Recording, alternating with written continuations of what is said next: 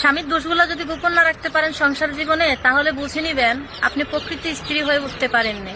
আপনি কাগজ কলমে স্ত্রী তার ঠিকই, কিন্তু আপনি যে তার পাশে থাকবেন বা তার একটা সমস্যা হলে আপনি তারকে রক্ষা করবেন, আপনার আপ্যান জীবন দিয়ে চেষ্টা করবেন, আপনি কিন্তু সেই কাতারে পড়েন না। আপনি একটা জিনিস দেখবেন, স্বামী স্ত্রীর ভিতরে যত কঠিন ঝগড়া হোক, নর্মাল ঝগড়া হোক, 1 দিন 2 দিন 3 দিন 4 দিন 5 দিন 6 দিন 7 দিন, এর ভিতরে কিন্তু আপনার সম্পর্কটা আবার স্বাভাবিক হয়ে যায়, আগের মতো হয়ে যায়। নয়তো স্বামী ক্ষমা চেয়ে নেয়, নয়তো স্ত্রী ক্ষমা চেয়ে নেয়, নয়তো কোনো না কোনো কারণ বসে আপনার মিল মিশে চলে যায়।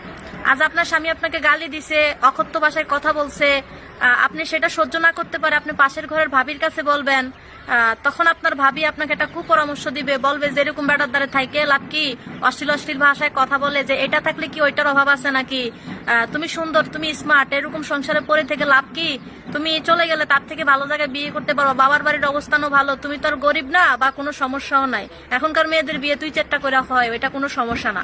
আসলে এই যে আপনাকে একটা হিংস্র করে কথাটা বললো, এই কথাটা বলার কারণে কিন্তু আপনার মনের ভিতরে একটা অহংকার ঢুকে গেল। হ্যাঁ, আপনি আপনার স্বামীর সাথে আরো খারাপ ব্যবহার করতে অক্ষম হবেন।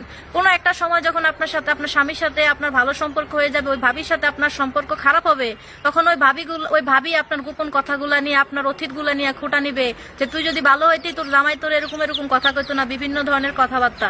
আবার অনেকে আছে যে পান থেকে চুন ঘষতে মায়ের কাছে লাগাইয়া দেয়। সব মা কিন্তু এক না, কিছু কিছু মা আছে সান্ত্বনা দেয় যে দেখো মা, স্বামীর সংসার করতে গেলে 2-4টা কথা শুনতে হবে, ধৈর্য ধরো, ধৈর্য নিয়ে পড়ে থাকো, তোমার জীবন সুখের হবে। কিন্তু কিছু কিছু মা আছে এমন ভাবে মেয়েটাকে উস্কিয়ে দেয় যে সংসারটা পর্যন্ত ভেঙে যায়। এই পোলাপাইন টোলাপাইন রাখা আইসা পর বাড়িতে, তোর কিসের অভাব, আমার আদরের মাইয়া, আমি তোরে কোনটার অভাব দিছি, বা বাইরা ফোন দিয়া স্বামীকে হুমকি দেয়, এটা করে ওইটা করে। এই সমস্ত কথাগুলোর কারণে কিন্তু একটা স্বামীর মন ভেঙে যায় বা সে বিষাক্ত হয়ে যায়। সংসার জীবনে যদি সংসার করার ইচ্ছা থাকে, নিজের গোপনীয়তা, নিজের গোপন কথা, সংসারের সমস্যা, পার্সোনালিটি কখনো কারোর সাথে শেয়ার করবেন না, তাহলে কিন্তু আপনার সমস্যা হয়ে যাবে। ইতিহাসের পাতায় যতগুলা সংসার এ পর্যন্ত ভেঙেছে, সব কিন্তু তৃতীয় ব্যক্তির কারণে কিন্তু ভেঙেছে।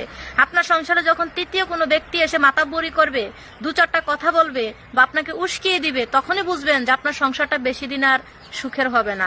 হ্যাঁ, শাশুড়ি মা থাকলে 2-4টা কথা বলবে, মা শাসন করতে পারে, ওইটা কোনো বিষয় না। একটা শাশুড়ি কখনো চাইবে না তার ছেলের সংসারটা ভেঙে যাক, কিন্তু অপর ব্যক্তিকে কখনো বিশ্বাস করে মনের কথাগুলো বলবেন না, কারণ কার মনে কি আছে সেটা একমাত্র আল্লাহ তাআলাই ভালো জানে। আপনি তাকে সব কথা বলে দিলেন আপনার স্বামীর উপর রাগ করে, দিন শেষে দেখবেন সেই স্বামী আপনার আপন।